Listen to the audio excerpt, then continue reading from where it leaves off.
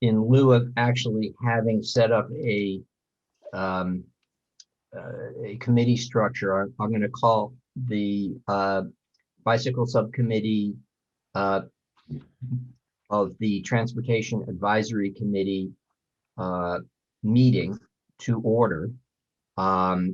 Today's meeting is being recorded. So for those of you folks who want to be aware of that, please be aware of that. Also, I wanted to remind people that generally it's helpful to keep your screen muted if you're not talking. Sometimes there's feedback.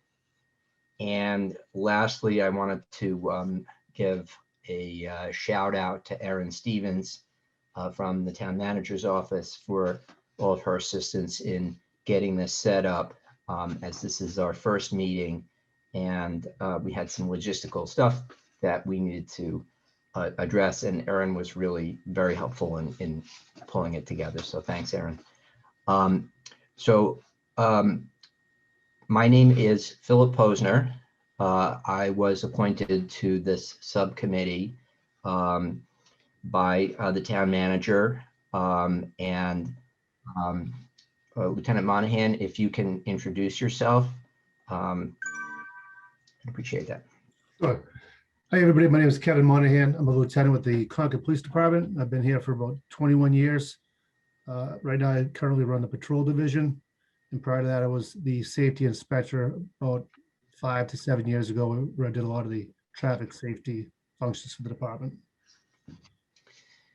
And I will tell folks who are on the line that the third appointed member of the subcommittee, John Arena Jr., who is the transportation director for the school department, had a conflict this morning. So he is going to try to join us, but will definitely be late to this meeting. So by means, again, just to sort of facilitate things a little bit, this is the first meeting, as folks who ordinarily participate or have been on local boards. Typically there's officers who are appointed by committees and boards. So there's a chair, there's a clerk, there may be other people. We haven't actually even gotten to that.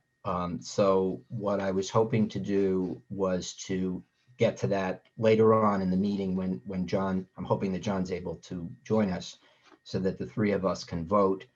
Erin and I had a conversation the other day, and as part of that conversation, she mentioned that 2 out of the 3 members would constitute a quorum. So I do believe that we have a quorum to actually have this as a public meeting. So we're going to proceed as a public meeting. And for members of the public who have contacted me personally, I wanted to just communicate to you that, excuse me, the committee is subject to the open meeting law and the public records law, and we'll be compliant with that to the best of our abilities. I know that there's been some questions about posting of names and stuff on the website, and I hope you will understand that we're just getting organized, and all of that will happen as a matter of course. So the agenda calls for a potential bicycling survey, and I'm going to sort of take over just slightly and just say let's postpone that to later in the meeting. The next item on the agenda is Safe Routes to School. We have on the call, excuse me, Rachel O'Donnell, who is the Regional Safe Routes to School Coordinator. I'm hoping that you can unmute and introduce yourself and give us an update on where things stand with Safe Routes to School. And thank you, Rachel. Perfect. Thanks, Phil. Like Phil said, my name is Rachel O'Donnell, and I'm the outreach coordinator for Concord and the surrounding districts. I actually live in Westford, so not too far, and I definitely have, driven through Concord from time to time, especially with my commute. I'm one of those guilty parties who has to go through Concord to get to Route 2. But I just have a brief presentation that I was hoping to share with you all today, just about safe routes in general and sort of how it could fit in Concord and Concord schools. So a little bit of background, actually all of the K-8 schools in Concord are now partner schools. So that is sort of the biggest step that needed to be taken, was just to sort of open that door and allow us to utilize the program in Concord. So then we're just going to try and take some baby steps and kind of get Concord more active in the program. But again, this is just sort of a Safe Routes 101 presentation. Can you see my screen all right? Okay, perfect. So the whole point of Safe Routes to School is to try and promote active and sustainable student transportation. So it is, oops, sorry, I went too far. It's a federally funded program, but it's administered by MassDOT, so it is quote unquote free. There's nothing that you have to pay out of pocket. So that's something that we always like to promote, that, you know, it's a free program, so you might as well take advantage of it. The whole goal is to try and increase safe walking and biking for K-8 students. So we don't work with high schools unless there is the 8th grade that is contained in the school. So with this initiative, we're trying to reduce that traffic congestion around schools, you know, with all that parent traffic. We're trying to increase physical activity, get the students more active. And then, you know, if there's less idling and congestion around the schools, that's ultimately improving the air quality. So there is that sustainability aspect as well. And we break down our program with the 6 E's: education, encouragement, evaluation, engineering, engagement, and then equity. So I'm just going to quickly go through what each activity or each E sort of entails. For education, we do have 2nd grade pedestrian safety that can be incorporated into the PE curriculum. So if we're trying to encourage students to walk and bike more, we want to make sure that they have that safety education under their belt. So that pedestrian safety curriculum covers sidewalk safety, crosswalk safety, and parking lot safety. We also have on-bike curriculum for bike safety. Usually we recommend 2nd, 4th, or 8th grade for that. We also have lesson plans for the classroom for 6th grade. So like STEM, social studies, English language arts. So those are more classroom based and less PE based. We also have been offering, especially this year, the remote learning materials for instructors and students. So we can work with PE teachers via Zoom to try and get them ready to teach the pedestrian safety materials. We also have parent, guardian, driver education resources. So making sure that parents realize that they should put their car in park before letting their student out on the passenger side. You know, they're not a stunt double. They shouldn't be tucking and rolling out of a car, moving car. We also have bike safety videos. We can do virtual bike safety sessions. That's one thing that we've been doing this year, where one of our bike instructors joins the virtual classroom and does the bike safety, you know, virtually. We also have done a trivia game. So that's bike and pedestrian safety. You can see a screenshot of it right here. So we break it down with the different categories, and that's just been something that's been fun for the students to do this year. I have also been doing in-person safety training. So if the PE teacher didn't want to, say, incorporate it into their curriculum, I can come out and do more of an enrichment focused pedestrian safety. So that's me in the reflective vest in the picture to the left, where we were doing crosswalk safety at one school. And then the picture to the right, you know, that's when they're practicing their sidewalk safety and making sure that they are in the correct location. So they have fun doing that. For encouragement, you know, we can help form what we call walking school buses or bike trains, which picture a school bus route where you have the same route every day with the same stop times every day. That's exactly what a walking school bus is, or a bike train, but instead of a school bus, you have a walking route or a biking route. We have 3 flagship events that happen every year. We have I Walk in October, Winter Walk in February, and Massachusetts Walk, Bike, and Roll in May. The picture that you see on the screen is from a bike rodeo at the beginning of the school year, hosted by the Holliston Police Department, which was really great to see that they had a really great turnout. It was outside, the kids were wearing masks, socially distant, and they really got to practice those on-bike learning opportunities. We also have Walk Across Massachusetts in America maps, which a lot of schools have been trying to use this year. If they, you know, need more outside time or during mask breaks, these are activities that they can do to keep the kids active. And lastly, the yard sign contest, which is actually happening right now. So that's why I have it in bold. The theme this year is Be Safe, Be Seen. and that's the students fill out, or they draw their little drawing on an 8.5 by 11 sheet of paper. They submit it to us, and then the winning signs actually get distributed across the state. So these are just some of the previous winners, you know, talking about slowing down. 2019 and 2020, we have no idling. And then last year was the hands-free law. So making sure that people aren't texting and driving. So these were just really creative entries that the students were able to do. So I just wanted to draw attention to that since that's going on right now. Another thing for evaluation is we can help with the arrival dismissal procedures. If there's a lot of congestion around schools, we can go in and do observations and then write a report with recommendations for how to communicate the procedures, maybe changing the circulation plan, trying to locate park and walk locations to try and broaden that congestion radius. So these are all evaluation tools that we have on hand. And then, like I said, we also have mapping capabilities, so we can create student address maps. We have parent surveys that can help, you know, with data collection. And then we also have walk audit capabilities where we can go out and assess the infrastructure around the school and surrounding neighborhoods to see if we can locate the best walking and biking route. Like I mentioned earlier, the park and walk locations. So this is an example. This map behind in the background is a student address map. And then what we did was we created two walking routes based on that. This is, I think, in Maynard. So there's a big parking lot for the black route that can be utilized. And then there was a park for the orange route that could be utilized. And so we're going to be creating walking school bus routes that hopefully will be launching shortly in town. And like I said, this is for Maynard, not Concord. But I just wanted to give a local example for you. And then our engineering is definitely an important part of the program. Our office usually handles the programmatic side of Safe Routes, but we do have a group that does engineering.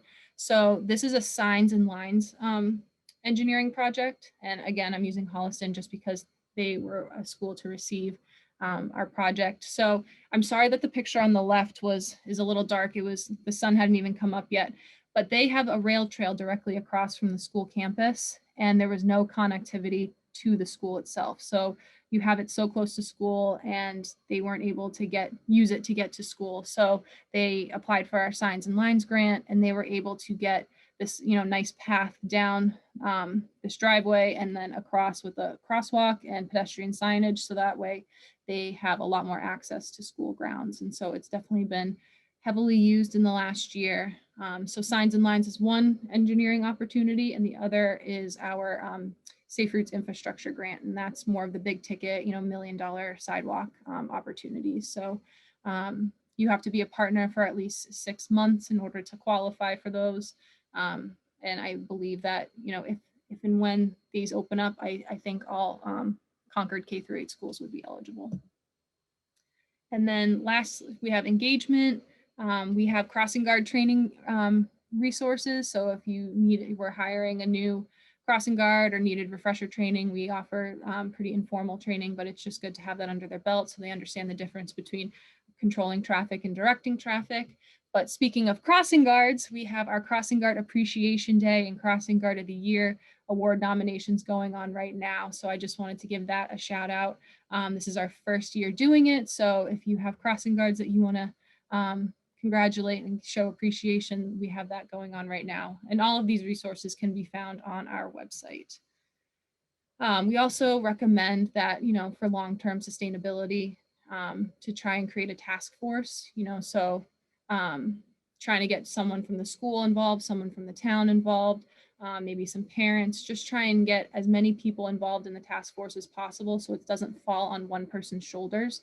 That can keep the program going and keep it, you know, forward thinking and long term. So that way, if one person leaves, the program doesn't sort of fizzle away. So like I said, these are some examples of community members that would be good for a task force. And our last equity, it's not a one size fits all program. We have communities all across the state participating. We have schools in rural communities that don't have any infrastructure that still do walk to school days. They just need more assistance maybe from the police department to make sure that they're getting there safely. We have schools that do walk at school events. If they don't feel like it's safe to actually walk to school, they still participate with the safety trainings. They do the yard sign contest. So there's always something that a school can do to stay involved in the program. And then, maybe long-term, they could get one of those infrastructure opportunities. But we also recommend that incorporating safe routes into a school or municipal policy is also a way to keep it long-lasting and embedded in the school district. So these are just some suggested next steps for Concord. Like I mentioned, all K-8 schools are partners. Right now, we're sort of going to be moving at the pace that the schools are more comfortable with, especially with all of these reopening guidelines that have recently come out. So we want to take it slow so that way we don't get any burnout. So maybe incorporating the safety education into the PE curriculum or scheduling some virtual bike safeties. Maybe we can try and get some maps created and identify some potential park and walk locations. And then, with that long-term thinking of maybe creating some walking school bus routes. Maybe we could incorporate safe routes into a wellness policy or transportation policy, whether that's school or municipal, adopt the crossing guard training materials, and then register for our flagship events. So again, these are just suggestions to kind of get started. But I'm really excited to kind of get the ball rolling in Concord. So this is my contact information. Phil also has it. So if you ever need to reach out, you can I'm available. Our contact information is also on our website. So you could just Google Safe Routes to School and all of this information will pop up. And that is it. And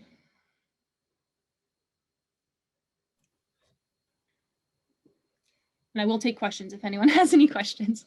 That was a lot to digest, but like I said, all of this information can be found on the website too.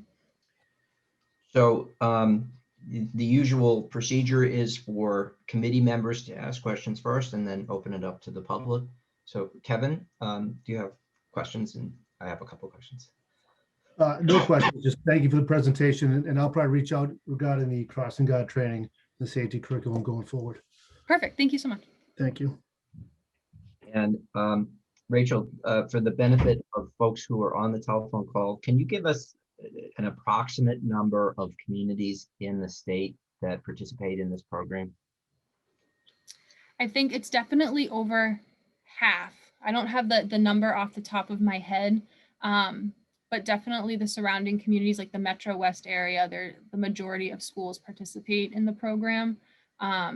As you get further west, it does, get a little bit more scarce just because of the rural and the regional school districts where there's usually just one school per district, and then there's a lot of travel involved. But like I said, there is still a lot of opportunity for on-campus education as well. Okay, thank you. The other thing is, can you give us a shout out and tell us when Crossing Guard Appreciation Day is scheduled for this Sure. year? Yeah, I didn't give you the exact date. I'm sorry about that. So it is technically the Crossing Guard Appreciation date is Wednesday, March 24th.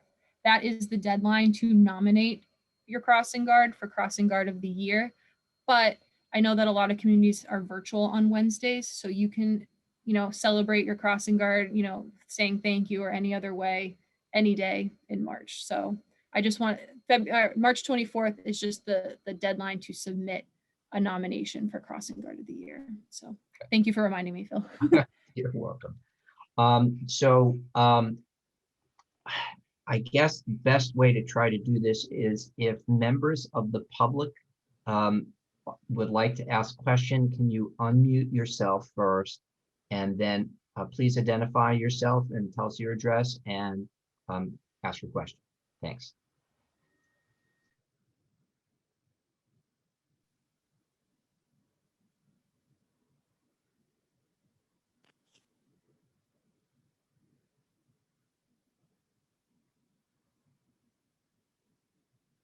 Okay, Mr. Gales, Oh, hi. you're on. Yeah, Mark, can you hear me? Yes. Yes. Yeah, Mark Gales, 62 Prescott Road. Thank you very much. I'm really glad to hear direct from the regional board the kind of schools start with education of the kids. I think that's so important. I really think that's the first first priority is safety training from a young age, including, I think, perspective on what it's like to be a pedestrian, what's to be like to be on a bicycle in different cases, different situations, but also in the car. I mean, if the kids can help the parents, and the kids will eventually become drivers of some sort or another, I think that's really important, because we've all got to share spaces for safety. Thank you. Exactly. And one thing that it's always stuck with me, a principal in a more rural community once said, even if my students can't walk to school, they're going to be walking somewhere someday or biking somewhere someday. So I want to make sure that they are doing that safely. So like I said, if they're just riding their bike in their neighborhood, making sure that they're doing that safely. So just to get that education under their belt, they'll be lifelong learners. They might also visit Boston or New York, or, I mean, we travel a lot, at least when it's not COVID time. So yeah. I've seen high schoolers that don't know how to cross the street without a staff member manning the crosswalk. So it's definitely important and, eye-opening to see.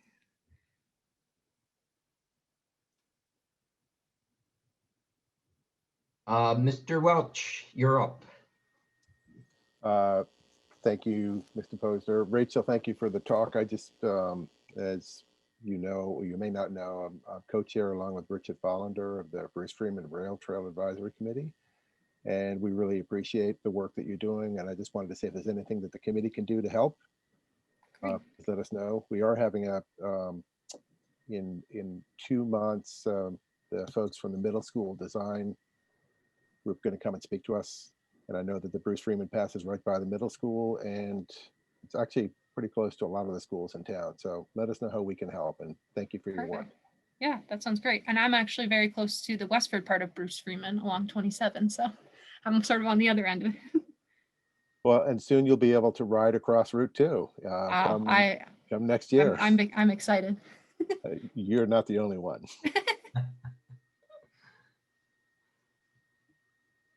Does anybody else have a question or a comment for Rachel?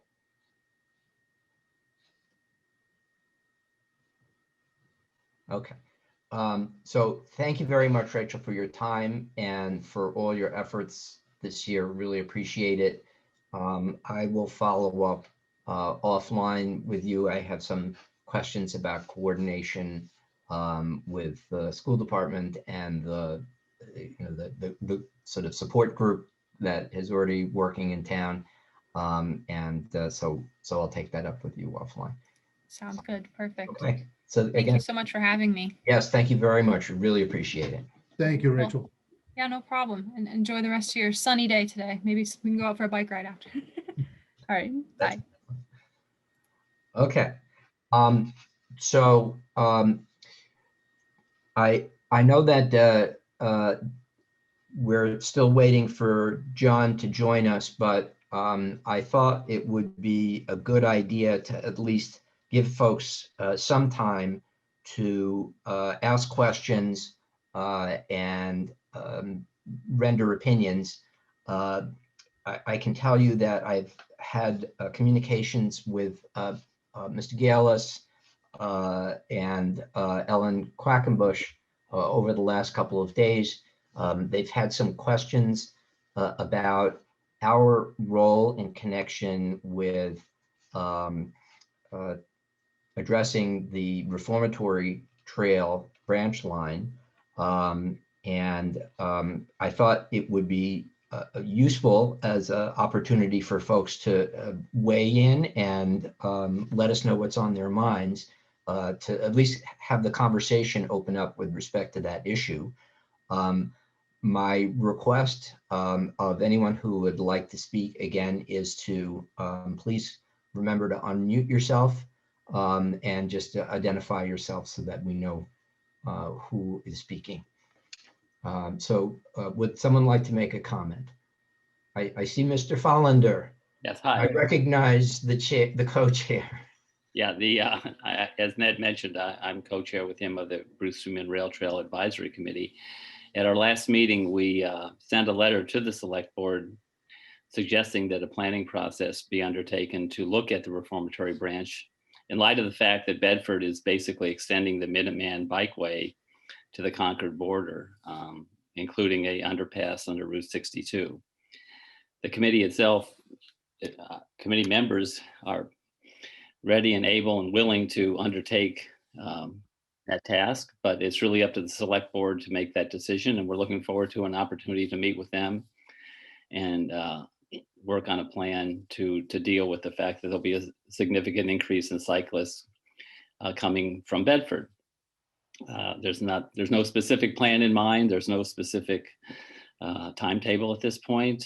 There's not a preconceived notion of what would happen, but I think there's the general acknowledgement that with the extension from Bedford, the reformatory branch, which was used by a variety of users and has a variety of potentials to be improved or to be enhanced, is going to have some issues related to a significant increase in cyclists coming in there. So that's where we are. We're at a very, very preliminary stage and looking for leadership from the select board at this point. Thank you, Mr. Follander. Did someone else have a question? Ms. Quackenbush, I see that you're on the line. Just before you got on, I mentioned that I had spoken with you. Yeah, I'm communicated with sorry, Mr. I Gale. apologize that I'm coming in. midway. I'll just ask you to identify yourself Sure. if you want to speak. And if you want to speak. Oh, okay. I'm Ellen Quackenbush. I live at 206 Prairie Street in West Concord. A longtime member, Friends of Bruce Freeman Rail Trail.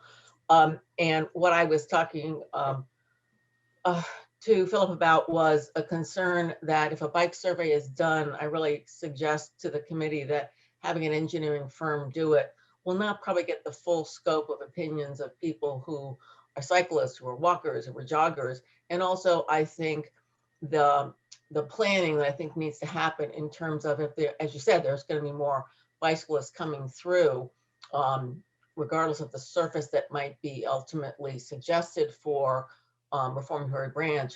I would like to engage Great Meadows, the park ranger there and the park ranger in Subway, to ask them specifically, how did you decide how many car spaces and more importantly, how many bike locking stations you would put? Was that a matter of demand or was it a matter of an environmental impact statement in terms of what is the correct traffic that the wildlife, who I think should be considered abutters, and actually the whole preserve and many, Blanding's turtles, some like rare species as abutters, and the needs of them and the ecosystem should be taken into account as well. So I would suggest that both natural resources should be involved in a survey, but I also think citizens. If you think of what happened with Envision 2030, there was a pretty elaborate survey done, and they also had listening sessions.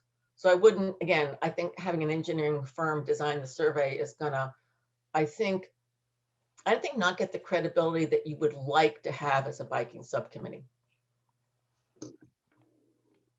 But I think the engineering firm is just one part of it. And then you take all those other things into consideration. I mean, I think that's just the first step. Yeah, but I don't think that they should be designing the survey. That's what I'm saying. I think they should be an input to the survey, but I don't think they should be the prime mover of the survey. And I'm happy to make suggestions about who might, but I think an engineering firm being the prime mover, it's really going to be an issue of the width. I think there's going to be tremendous pressure to make it the same as the Bedford extension, which I'm not sure is, again, I think you need to really engage all citizens in town to understand what the overall citizenry in Concord would like to see be done to that, especially given the sensitivity and the treasure that Great Meadows is.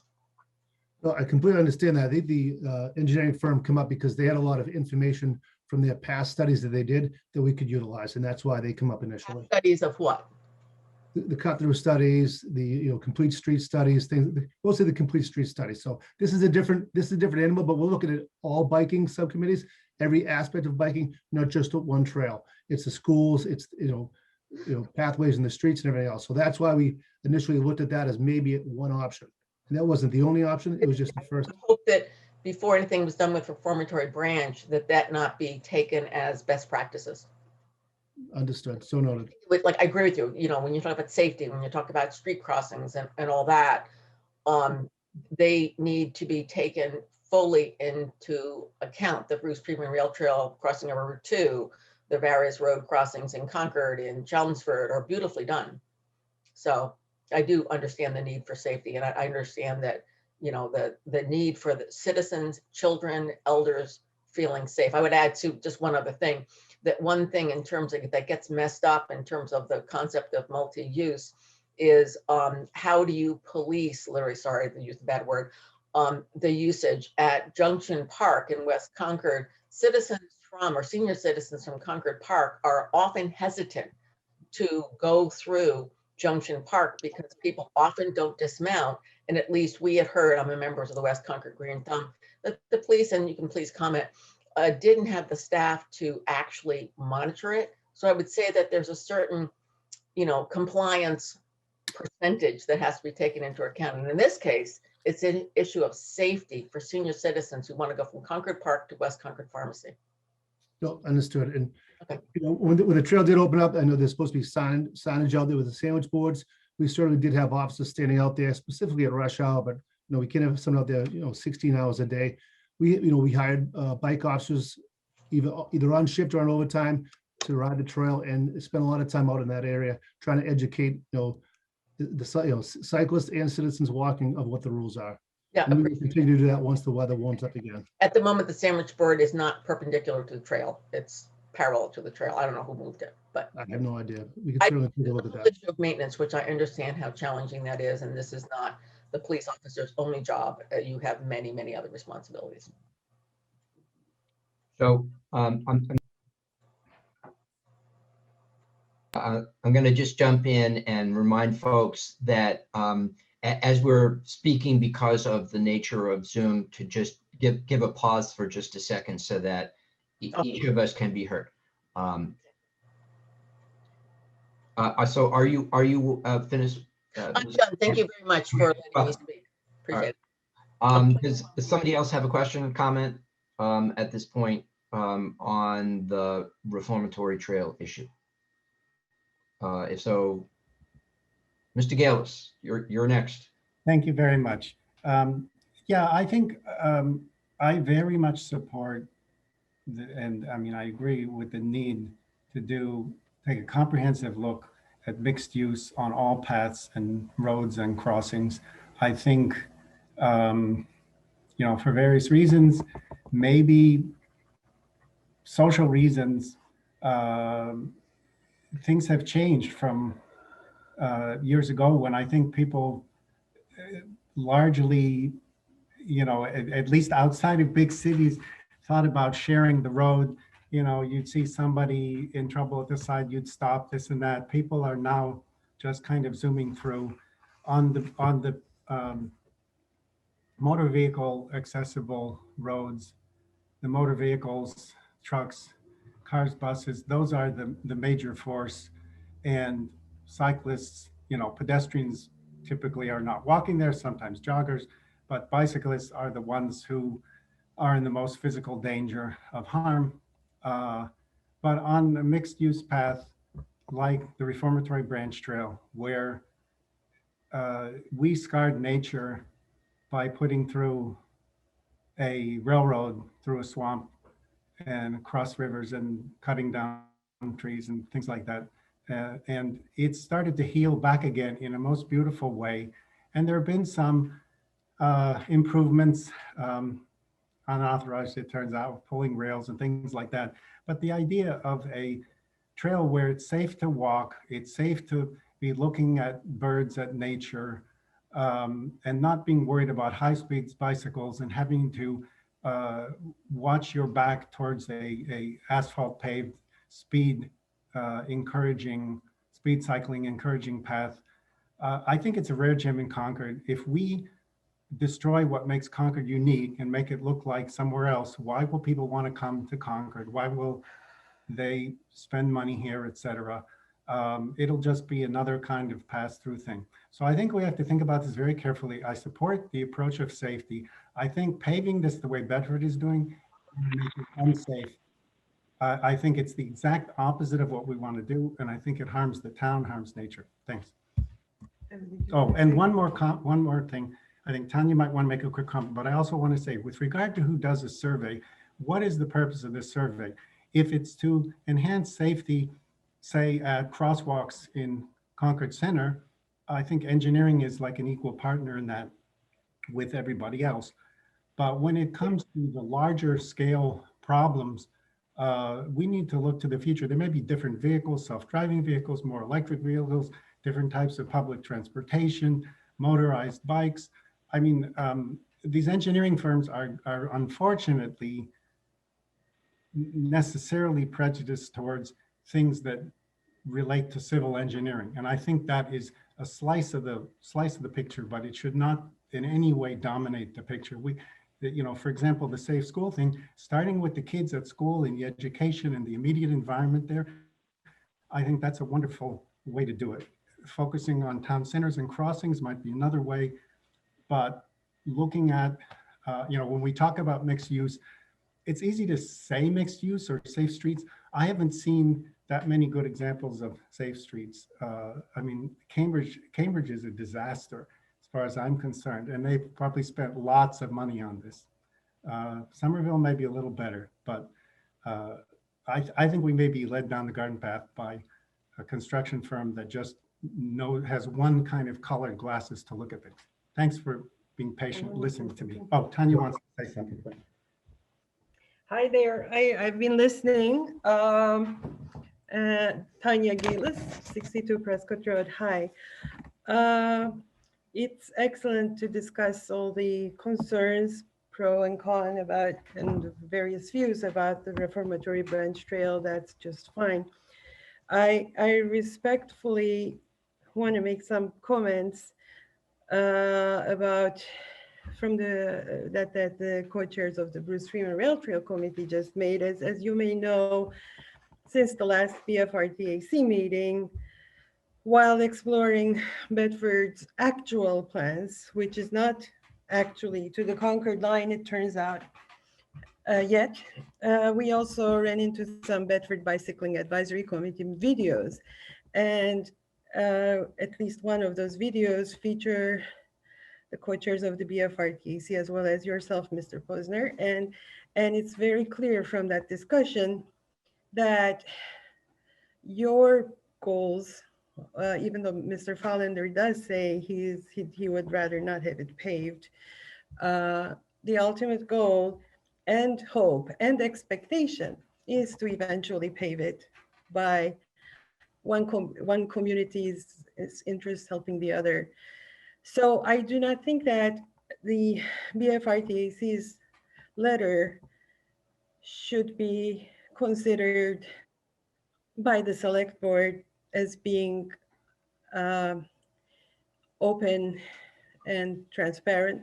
In fact, it also has misstatements in it, such as the line not being yet extended to Concord, such as the construction not being expected to finish by 2023, but start by 2023 in Bedford, such as the citizens not initiating this public discussion out of the blue, but in reaction to earlier letters and charge proposals that strongly suggested paving.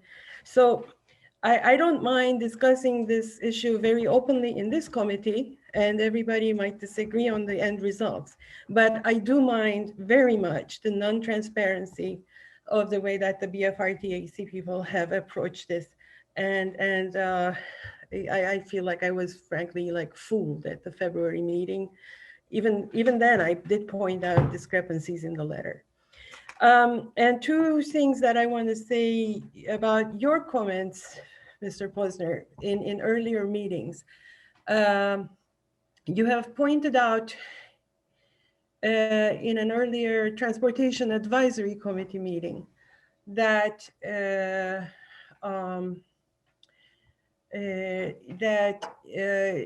you referred to some old documents where some people were referring to Concord's character and rural quality, et cetera, and you disagreed with it, saying it's a suburb. And I know there is tension between people calling it rural or suburb in Concord. school safety representative just mentioned, referred to it as a rural, and it doesn't really matter. What really matters is to preserve our natural resources as much as possible, no matter whether we are in an urban setting, rural setting, suburb setting, whatever type of setting. So that's a way to approach that. And as for your other comment about it not being virgin woods in that Bedford video, again, that doesn't mean anything. There are very few virgin woods left in the world. It doesn't mean they should therefore be open to destruction now as they are recovering. So those are like point by point disagreements, but it's an open discussion. Therefore, I'm fine with it. I'm not fine with misrepresenting facts to the select board that the BFRTAC people have done. And I do not want the rail trail trusted to them. If the Transportation Advisory Committee wants to expand discussions on that, I'm fine with that. Thank you. Okay, thank you, Mr. Scaly. Would someone else like to make a comment? If so, please unmute yourself and let us know who you are.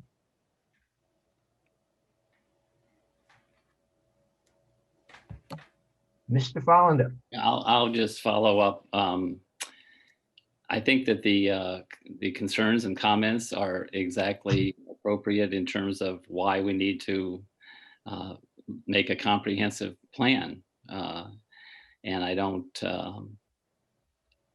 and again, I think I just want to reiterate that it's up to the select board to determine the best way to approach that, whether it's the transportation committee, it's the rail trail committee, or some other new committee. But as I say, I can only say what I can say, which is that the process is underway. We're engaged in it right now, and I think I'm looking forward to engaging with an open, comprehensive process. And in my sort of Pollyannish world, perhaps we'll have a solution to the reformatory branch that will enhance the experience for everyone who uses it in today and into the future. So I look forward to participating in that process, however it's determined.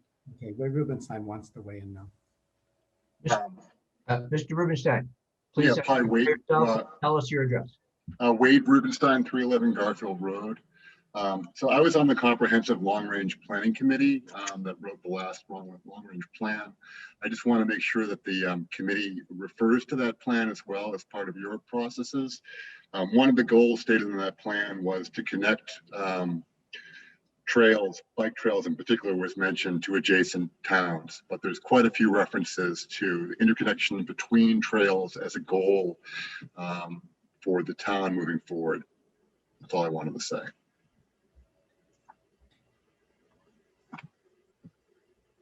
That's fair statement. At least we're out in the open here. I'm upset that no more select board people are here.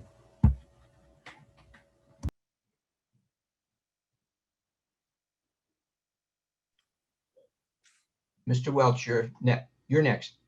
Oh, thank you. I just want to build on what Richard said. You know, we are new to the role that we had at the BFRTAC, and we're learning the process. And I think sometimes, you know, we're not as smart as other people are. So, you know, we started something, we got some good input, and we passed on the responsibility for this to the board. The only thing I would ask is that people do not infer what we believe by saying this is what you believe. There were some comments made, for example, they wanted to know if any of my relatives own paving companies. That is a huge inference that I think is disrespectful. I don't have any, by the way, nor do I have anybody in construction and engineering. I've lived here for 35 years total. And both Richard and I took on this public role out of wanting to help the town move forward on this. And we have no hidden agendas. Our job is to do the task that's been given to us by the select board, and we're learning how to do that. And we really appreciate the support that everyone has given us. And we hope that when people write things about us, they don't infer that we think one thing or another. So that's all I'll say. Thank you.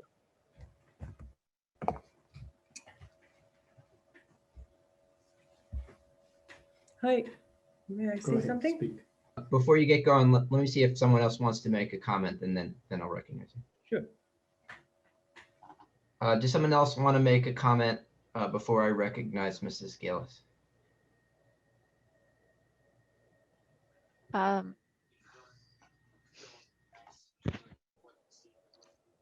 Ms. Curry, can you, you're unmuted, so please, you're on. Sure. Ayana Curry, 47 Lowell. We live in the center of town. I'm also a parent of a student who's currently at the elementary school. I just want to commend you all for having this subcommittee, because I think bicycle safety, particularly for the children who are going to and from school.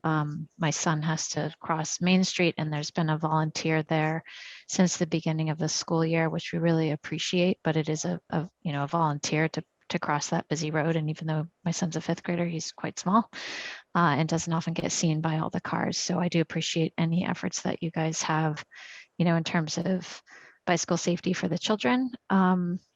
There are, I know, some road crossings that have been really challenging for some folks, particularly that turn going into Walden Street from, I'm going to say Haywood Meadow, I think it is, where it's difficult to cross. I know there was some neighborhood, emails that went around trying to figure out solutions to that. So if there's anything around that area that could be specifically addressed. And then my last comment is that I am personally an avid cyclist. I'm on the roads even when it's cold and windy and sometimes icy and snowy. So work that you guys can look at in terms of safety around the ways that we can travel around and the roads here, and look at best practices that other towns have done, particularly road markings that Lincoln has done. There's markings in Lexington as well, on the roads that I think have helped bring awareness to cars. There's probably also education that can be done among cyclists. I can be a driver and be really annoyed that there's cyclists spread apart on the road that I have difficulty passing, and I look at them as a cyclist and say, you should know better. So I feel like I'm on both sides. But I would like to see some more around safety, both for our children as well as anyone else. I think everyone here knows that there's people who drive in from Cambridge, Boston, Somerville. I don't even know all the places they drive, and they park. I say it's behind my house, but in the Kai's Road, in the Kai's parking lot, because it's basically behind my house, and get their bikes off their cars right around Concord, because it is such a lovely place to ride. But we do have some safety concerns. So I didn't have anything absolutely specific, but just wanted to raise those concerns that I had. I hope that helps. Thanks. Thank you. I know both Mrs. Scalise and Ms. Quackenbush have spoken already. Is there someone else who would like to speak? And then I'll certainly recognize you both.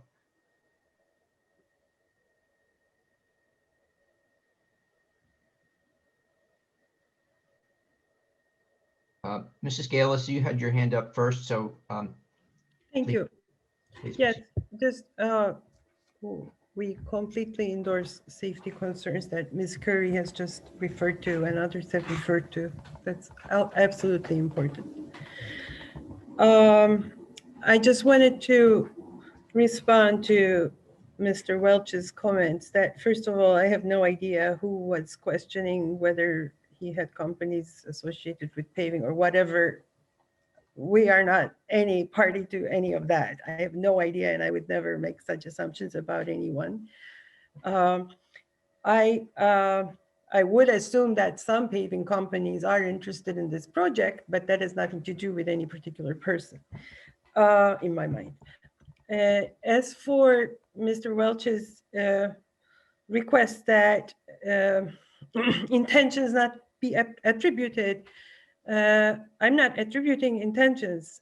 I was under the many of us were under the impression that the original letter and the charge, which was not forwarded to the select board, that the BFRTAC chairs had proposed, as well as how their October 1st, albeit non-quorum, nevertheless, meeting was reflected in select board comments on October 5th by Ms. Ackerman, who is also present here. The impression was that the plan was to pave to Concord Visitor Center.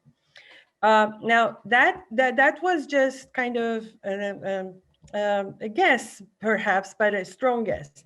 What clinches the intention is that video with the Bedford Advisory Committee, where at the end of the discussion, people from Bedford say, so what do you think? Is this going to happen? And Mr. Welch, among others, says, oh, yeah, it's just a matter of convincing the public. It will take a while, but it will definitely happen maybe within 10 years. Oh, yeah, sure. I mean, this is evidence. This is what I'm referring to. I'm not imagining what goes on in anyone else's head or anything like that. So I just wanted to put that on record, that I'm not making guesses. I am just reporting what I observed. So thank you. Thank you, Mrs. Gales. Ms. Quackenbush? Oh, it's just very simple. I wanted to echo what Ms. Curry and I'm sorry, Sergeant Monahan from the, I'm sorry, I don't know your full title or name, that safety is essential. I think every single person, I have kids that go by on bicycles to go to throw school right by my house. I think that is a paramount responsibility of any traffic study. So got it. I would just add, and I think this is addressed to you, Wade, that appreciate that you were on the strategic long range plan committee, but I think there may be, and that the goal was interconnection of trails. I would say the trails are currently interconnected. The fact that the reformatory branch, which is a narrow gauge rail, is not paved doesn't mean that they're not interconnected. So just to reiterate, I think a dialogue, with a broad cross section of citizenry would do wonders to bring in kind of the 360 view of this project. And again, thank you for giving me time to talk yet one more time. You're welcome. Okay, I'm gonna ask Mr. Gales to just hang on for 1 second. Is there anybody else who wants to make a comment at this point? If so, Mr. Schrager, can you unmute yourself? And of course, thank thank you. And address. Yep, Dan Schrager, 24 Mallard Drive in Concord. I too watched the November 4th Bedford meeting at which both Richard and Nat were present. And I did not have any particular issues with the way they responded in that meeting. I thought that, they were there as observers and did not, really pile on with what Bedford was doing. But I did find that meeting very troubling in terms of being in a butter to the rail trail and a cyclist, frankly. It seems as though Bedford has had a vote at town meeting, which was really conducted under false pretenses that, sure, we're going to be able to get Concord to sign on. We're going to be able to goad Bill Ricca to sign on.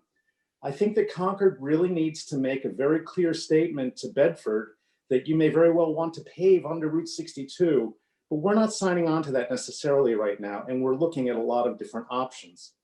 I agree with Mr. Gales that I think having this engineering firm do the bike study or the trail study is really a biased approach to it. I've walked on this trail pretty much every day of the 30 years I've lived here. And this past year, with the increase in bicycle use of it, it's been really a detrimental impact on the other users, who by far and away are the primary users of this trail. I fully and wholeheartedly agree with Mrs. Curry and Lieutenant Monahan about safety being important. The kids on bicycles, it's just critical that we do get this information out there. I would ask that perhaps the police department could maybe do something in the future, not too far out, where there's a real education between cyclists and motorists and pedestrians in terms of who can do what, where, and to whom. You know, crossing a crosswalk in Concord Center can be a really hazardous situation if a bicyclist comes blasting through. I, as a driver of a car, know that I stop for people in crosswalks. Cyclists don't seem to have that message. And, you know, I think it is important. You know, the whole thing of multiple abreast riding on the road. Yeah, you can do it, but there are times when you shouldn't do it. So I would really like to have that addressed as part of this. But my primary concern is that we have an impartial view of the reformatory trail. There was a very comprehensive study done in 1995, which in no uncertain terms said it would not be a good thing to be paving this trail. I know that's only one of the options, and I respect the fact that we need to study this because Bedford is doing things on their own agenda. But, you know, I would hope that we can all work together collaboratively and make this an educational and informative process. Thanks. I think there's been a misunderstanding of we're going to hire an engineering firm to look at the reformatory trail for a survey. That was not, you know, those two never went hand in hand. It was an engineering firm to do a survey of overall what people were looking for and how we can make improvements in town, because there's so many different groups as you listen to this conversation with different interests. So the engineering, the survey had nothing to do with the reformatory trail. They're totally separate entities. So don't think we'd have a firm come in just to look at that at this point in time, because that was never discussed. Thanks. And I mean, just also so you're aware, we have done in the past outreach to different bicycle groups, and we've met with them to try to give them information, explain the rules, and we can do some more outreach again, you know, as the spring progresses, to try to get them to, you know, follow the rules of the road. And we do put bicycle officers out there, and when we do see violations, we certainly educate people on those violations when they're on their bikes. I think it's important for drivers to be educated to that too, though, because it seems that there's a disconnect somewhere.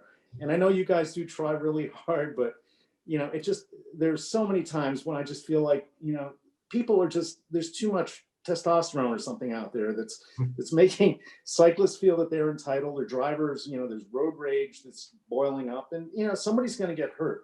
People have gotten hurt. So, you know, it's not an easy job that you have. And, you know, certainly I think everybody on this meeting is more than happy to work and support you. But I just feel like, you know, there's a piece missing somehow. We do education, we do enforcement. We'll certainly look into that and see what else we can do. Thanks. Thank you, Mr. Schrager.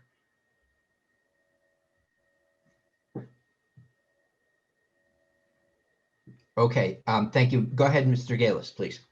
Thank you very much once again. Great wide-ranging discussion. I think this is really important work and time spent. Couple of things. One is I think education of motorists, cyclists, pedestrians, you know, children, everyone is so important. I think it's unfair to put the full burden on the police and a limited resource safety department. I think that the town as a whole ought to be collecting and putting on, you know, publishing videos or educational things that can be found about this. And it's possibly one piece of it is the Safe Paths to School. Maybe they can put us in touch with things, because I think the idea of informing and educating the public should not be sole responsibility of the police safety department. Separate, I want to make a comment that I don't think that Concord should just be an unthinking domino to be knocked down by whatever the Bedford domino did. I think Concord has, you know, I'm not making this up, okay, just for an agenda. Concord can have a role here in finding a better way in preserving values and safety and mixed use.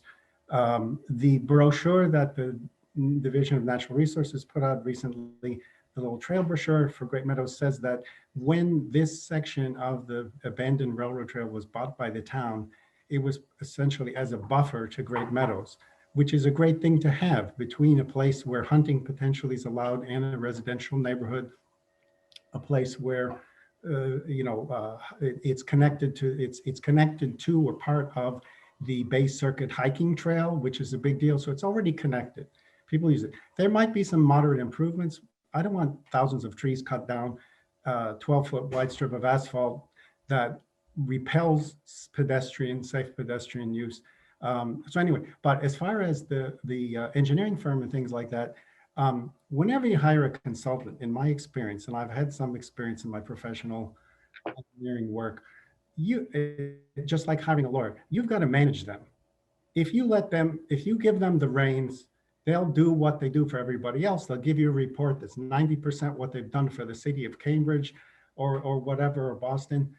You've got to manage them. So I think that before any consultant is chosen, we need to have a description of what they're trying to accomplish. So if they're trying to say safer crosswalks, better sidewalks, better shoulders on roads, we already have a connection for high-speed cycling from Bedford through Concord Center to West Concord to the trail, and that's Route 62. Now, is it as safe as it should be for cyclists? No. Is it appropriate for small children? No.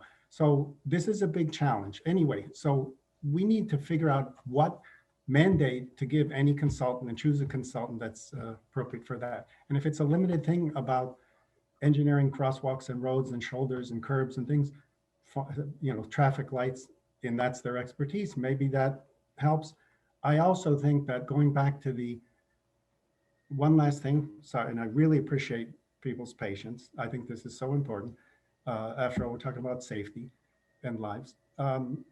Going back to the long-range plan, there was a survey done as part of that. And I wrote a very extensive critique of that survey.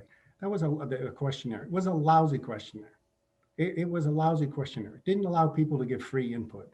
As we all know, how you write the questions makes a difference. So we got to think about this before launching it. Thanks. You're welcome. We've knocked around this topic for quite a while, and I'm quite frankly doing my best in the hope that John Arena can join us, but I don't think John has joined us.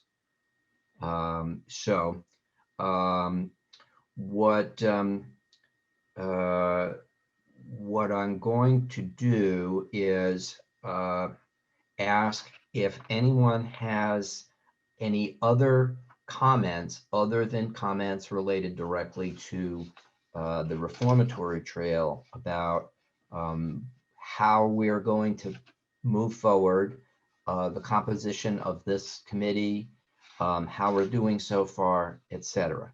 So if someone would like to speak, please raise their hand. And I'm going to recognize Mr. Welch first, and then Ms. Quackenbush, and then Mr. Follander. Mr. Welch. Question, yes, just a question on the bicycle subcommittee role in terms of tracking the number of bikers in town, et cetera. Any thoughts on if the subcommittee is going to participate in the CTPS surveys that they do each year? Because that might be helpful for data on, where are the bikers, how many of them are there, et cetera. I don't know if you have any plans for that or not, but I thought I'd bring that up as a potential area study. So I'm going to ask Lieutenant Monahan, is CPD participating in that effort? I don't even know, to be honest with you. Not that I'm aware of. I haven't heard that in the past. No, we can certainly look into it. Okay. Mr. Welch, could I just ask you to just describe what the CTPS is? Yeah, I'm sorry, I should have. CTPS is Central Transportation Planning, which is part of the Boston MPO, which is a broader, and I'm not an expert on it, but I think they do a lot of work on planning roads and transportation and other things. And there is a subset within the CTPS, which does a survey, an annual survey of bikers and pedestrians. They do it twice a year, I believe, and I can forward the information to you, Phil, in terms of who that person is. But I was just thinking from the perspective of the bicycle subcommittee and the overall transportation part of Concord, that kind of knowing how many you have and where they are and when they go might be useful input for you. So I will forward to you, Phil, the name of the person who's at part of CTPS that does that. Thank you. And just because, I'm not involved with that, but there may be other town agencies like the planning department or something that is a member of that. So we can certainly reach out and find out if somebody is associated with that group. Yes, Marcia Rasmussen is, so she's totally Okay. aware of it. Okay, very good. That's Yeah. very good. Thank you. Thank you. Okay, McDonough. so what I'll do is I believe that Ms. Quackenbush had her hand up. So would you please? Sure. I had two questions. One, if Dan Traeger, I think he mentioned this, could post on the website or forward to Phil to post on the website the 1995 that report that we referred to that said don't pave, and also would like, and you talked about the composition of the committee and wanting to expand it. I would strongly encourage that you ask Delia from the Natural Resources Board to participate. If not her, I would ask some other naturalists to be part of the board, and I would be more than happy. That's it. So I'm going to just jump in and say quickly before the next speaker that I do have a copy of, I have a PDF of the 1995 report. Great. But it is missing some pages. So I don't have it to hand, but I have the report. There are some appendices that are missing. So if someone has a PDF of the report and the appendices, or even the appendices as a separate document, if you could send that along, that would be helpful. Bill, what entity produced this report? Was it Concord? It was done by a committee that was appointed by the select board. Okay. They did a survey of bicycling plans. If you bear with me for 1 second. Thank you so much. This is really important. See if I can put my finger on it. I've got like too much stuff. Here it is. Right. So, so this was a group that was called the Concord Bikeways Task Force. They prepared a report to the select board in July of 1995. And that report, or that task force actually began meeting according to this in 1993. So they spent a good amount of time doing research. And like I said, I have a PDF of 21 pages of this, and there's an appendix, but I don't have the appendix. So if someone happens to have the appendix, Well, does anybody, Terry or somebody, Terry Ackerman, know who in the town government might have that? I'm very happy to work to kind of, sorry, Richard, if you know, that would be awesome. You're the best. Okay. And so, I'll work with you offline to see if we can put that missing piece together with what Bill, I on the have. copy that I referred to, the appendix is the interim report from May of '94, which is not attached to it. It just says that that's what the Appendix A is. Yeah, so that would be useful to have. And the other thing, Dan, is I read through this the other night, and there was, you just have to forgive me because I don't remember the exact details, but my memory was that there was some public meetings with various people who participated, and maybe the interim report might have made reference to those meetings. I'm not sure. So, Ms. Ackerman, can you enlighten us on this one? Well, not really, but what I would like to suggest is once we find this report, I know Erin Stevens is on this call. If Erin could help us get that on the town website, because Nat is holding it up. Whoever has it, if you could forward it to, let's say, Erin, and, I'm going to volunteer you, Erin. I hope you're okay with that. That's fine. Okay, great. And then I'm sure there's many people who want to read it, so it would be great to have it on the website. Thanks. And Phil, the copy I have is 29 pages in PDF, so yours is probably truncated somehow. Yeah, they're clearly. So that's, Okay. So why don't we work together offline to try to just get something that is as complete as we can get it, and then we can get it posted.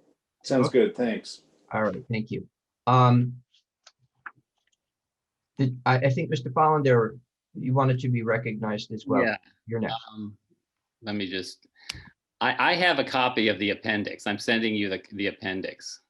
And I'll also send you the 29-page report, which I'll send to you right now. And that's what I'm preoccupied doing for the second.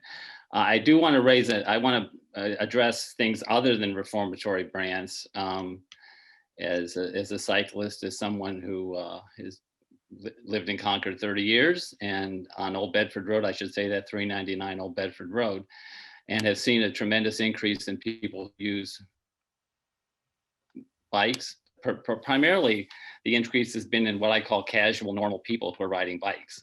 You know, I've done my 100K things or centuries and spandex, etc. But what I'm seeing is more and more ordinary folk on bikes, families, people with baskets, people with normal clothes on. And that sort of heightened my interest in getting a comprehensive look at the current speed limits in town, as well as signage, both signs as well as painted things. And I think that this committee would be well served to do and it wouldn't be really a big deal. It's just to look at, you know, where does it make sense when speed limits go from 35 to 40 back to 35 on Lexington Road, for example. I know speed limits are a touchy subject in terms of getting anything done, because speed limits are determined, as Mr. Galis mentioned, from engineering point of view, they're built on the assumption that we want to make the maximum increase of traffic possible at safe speed, rather than the other way around, minimize traffic at a safe speed. So I think this committee could look at the town, both in terms of speed limits and just come up with a basic plan. And a good place to start might be in West Concord, and this came before the Bruce Freeman Rail Trail Committee, where we have a connection off the road, off those busy streets in that corner to the trail. Could it be in that area, there could be improvements made to make it safer for cyclists. And I agree that safety is number one when it comes to, I think, the committee's work in general. And we should be thinking of safety as an average person riding a bicycle. And those people need to be protected more than the people in spandex who might, you know, get us a little hot under the collar when they're hogging the road. I think it's really an issue of families, people of all ages who are cycling. And I hope that this committee can take a comprehensive look at that. Thank you. I agree. This is the number one priority for anything we do in this committee. Safety is number one with everything. I think we all know that. But just to touch upon the speed limits, you can't just pick and choose and randomly lower speed limits. It's all regulated by the state. And essentially, it's 5% of the vehicles are the 85th percentile. And the speed that 85% of the vehicles travel at is where they set the speed limit. That's all regulated. Yeah, I understand that. Maybe we need a change of state policy on that regard.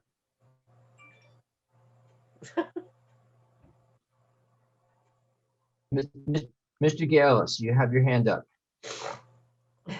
Excellent, thank you. Yeah, so I hope that a recording of this meeting gets posted, because it's great to have all these things put on the table. I think putting lots of things on the table and seeing what floats to the top is a great way of doing things, and a great way of working towards necessary compromises that people feel they've been heard. With regard to the state regulation limitations on things, I think it's a mistake if we don't take advantage of the fact that the informed and connected citizenry of Concord can actually lobby for changes in state regulation or federal regulation with not a zero impact. Something has to start somewhere. So if we have a real problem, I think what Richard just said makes a lot of sense.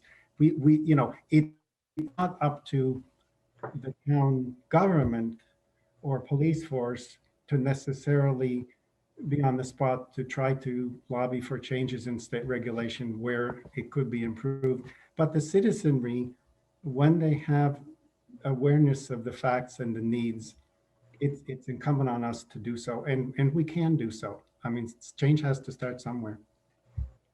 Oh, thank you very much. Welcome. Ms. Quackenbush, you're on.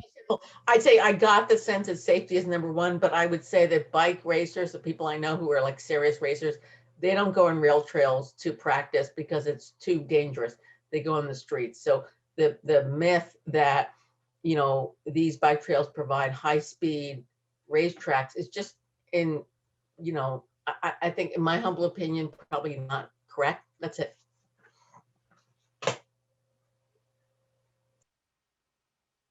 Okay. So does anyone else have a comment, a question regarding the organization of the committee, what we will be discussing as we move forward, etc.?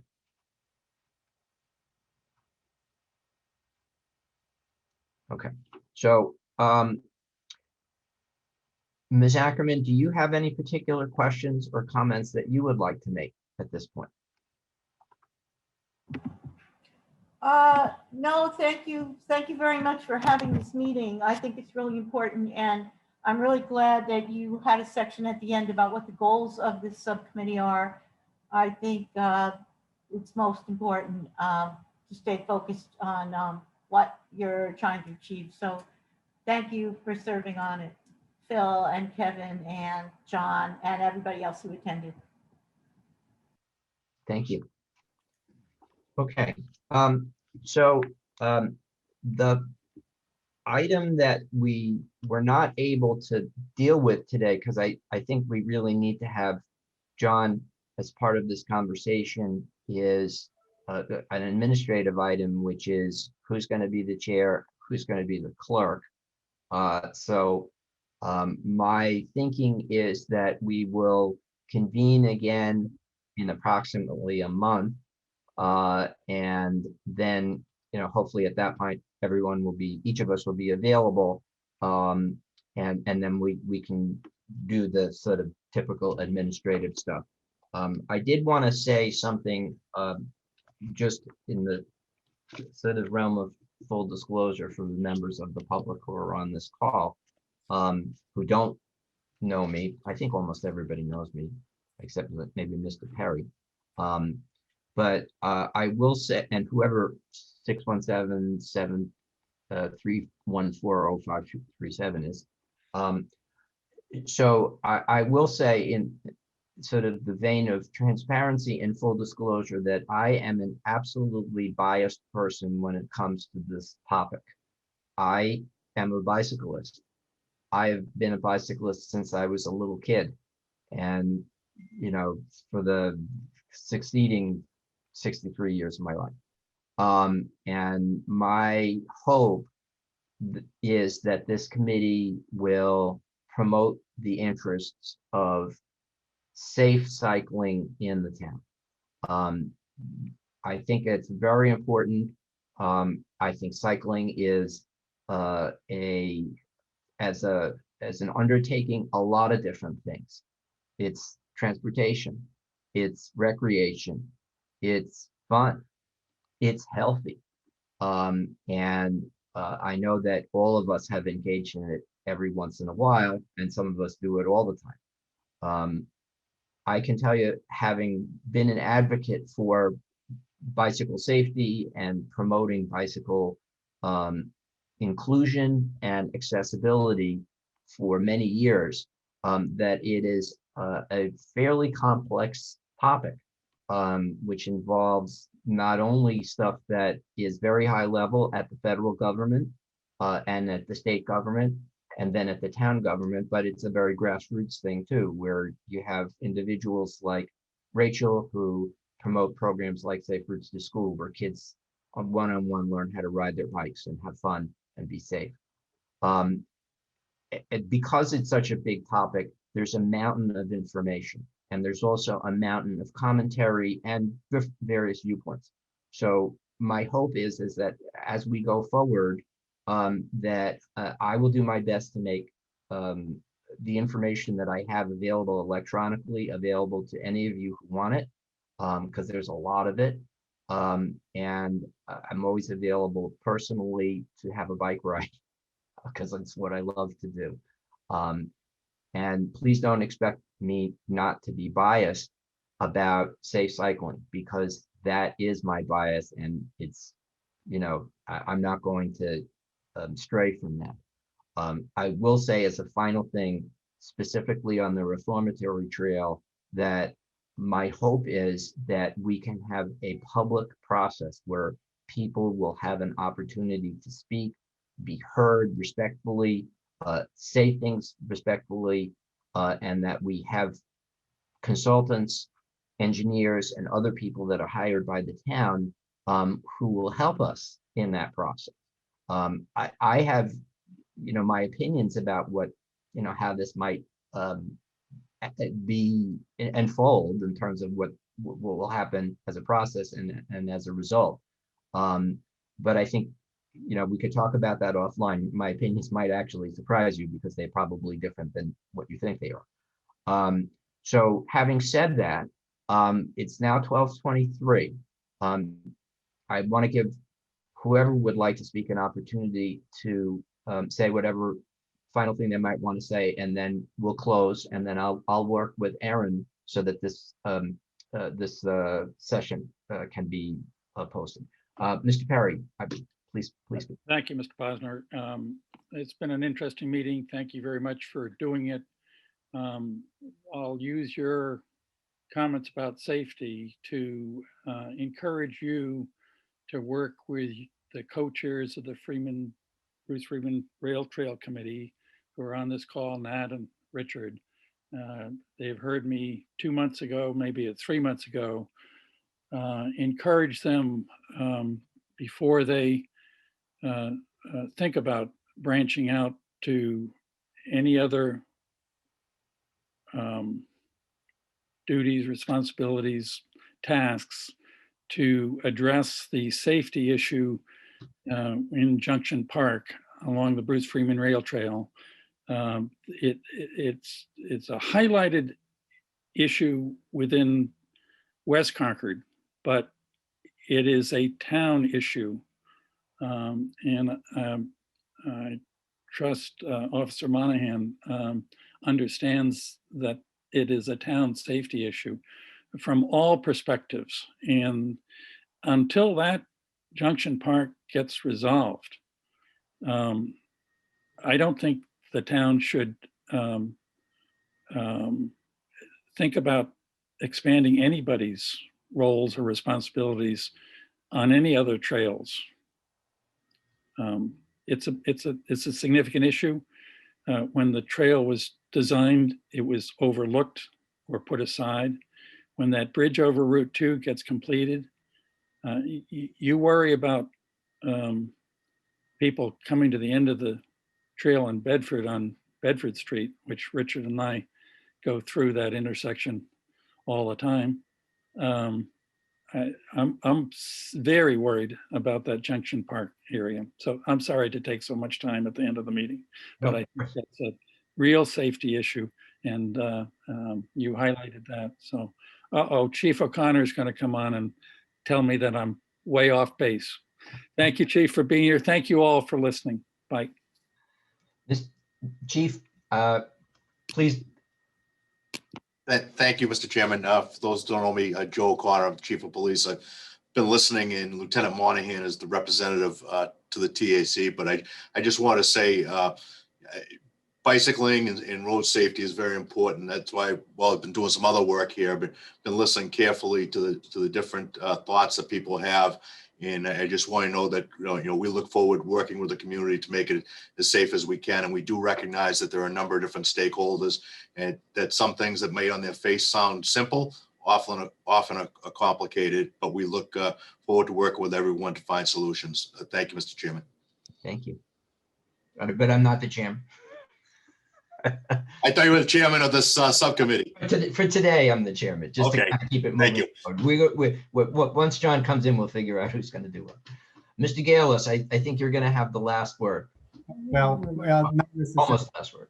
Almost last word. Thank you very much. Yeah, thanks, Phil. No, I completely agree with you. This is a very complicated process. I mean, one of the complicated issue, there's various conditions, different places in town with, there's a difference between 2-lane road, a major intersection in town, school areas. trails, paved, unpaved, whatever. But one of the things that I think is really important to get a better read on for the public is, okay, a cyclist is defined as somebody who's on a bicycle. Okay, well, there are motorized and other things and various types of bikes designed for different road surfaces and speeds and use. But the cycling community is, as you guys know, is very diverse. And as Richard mentioned, you know, I don't even know what the right terminology is for these things, but I think there's a lot of misunderstanding. Again, informing any kind of survey or anything done, if it hasn't been done, we kind of need to have the cycling community step up and identify all its different aspects, because there are people who wear different hats, wear different, you know, outfits different days. So I just think it can be misleading to the public to think that it's simple, and I agree with you, Phil, it's complicated. So thank you for the transparency here too. I think this is great. This is progress by getting everything on the table, letting people speak. Thank you. You're welcome. Does anybody else have any comment before, I guess we have a motion? I will say that just in response directly to Mr. Gales, he's absolutely right. The cycling universe is made up of a bunch of tribes who are, their common denominator is they're riding around on a device that has two wheels. But that's, you know, pretty much it. People are all over the map in terms of, you know, what they do, how they do it, etc. I think that the thing that unites all of us is that we like doing it, and we're hopeful that we'll be able to do it safely. And I think in terms of this committee, because the purpose of this committee is to report upstream to the Transportation Advisory Committee, who will then report upstream to the town manager and to the select board. I hope the purpose of this is, and that we're all agreed that having safe streets and welcoming streets for cyclists is our goal. And that will provide us with focus on this, because it is a pretty darn diverse group and with a lot of different issues. So does anybody else have a last thing? Otherwise, I guess, Kevin, you want to make a motion to adjourn? I will make a motion to adjourn. Yes. Okay. And I'll second the motion. And I guess we both agree that we want to adjourn. So the meeting is adjourned at 12:30. So the post-meeting comment is that I'm going to reach out to Aaron Stevens. I'll figure out how the logistics of the recording happens. She's already told me that it's posted in a kind of YouTube format on the Minuteman Media Network. But honestly, I haven't actually looked for anything on that network, so I don't know how quickly things get up. And I hope that you give us some time so that we can work out the logistics of this. And then on a going forward basis, my expectation is either this time and day will work for everybody, or maybe slightly different, but we'll post the next meeting in the usual fashion so that people will have notice of it and will be able to participate, because we're going to use all the town forms, just like the other committees and boards, so that we'll be able to comply with each of the statutes, and you'll be able to have access as well. So thank you again to everybody for participating this morning. I really appreciate everybody's time. Good meeting. Thank you. Thank you. Thanks, Okay. everybody. Thanks, Al.